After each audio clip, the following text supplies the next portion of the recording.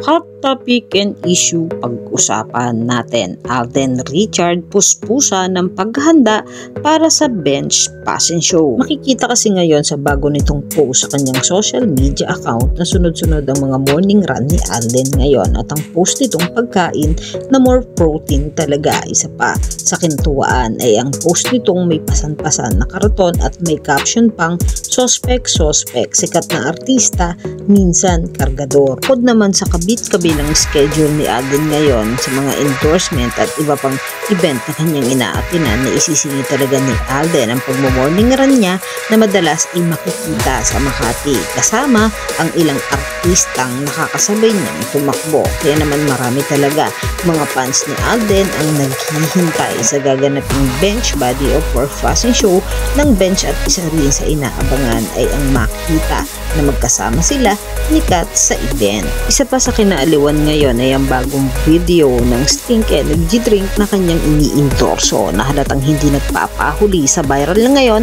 na anong ulam na mukhang may pagkakomedyante pa ang aktor. Samantalang sa post naman ni Christoph Garcia sa kanyang social media account, umani naman ang papuri si Alden Richard sa caption nitong isa sa mga mababait na aktor na nakilala ko kahit papano ay nakahabol naman ako sa kapugian niya na may smiley emoji pa. Ito ay kuha sa bar and restaurant ni Alden Richard sa Stardust. Kayo mga katambalan, ano ang masasabi nyo? Mag-comment lang sa comment section at pag-usapan natin.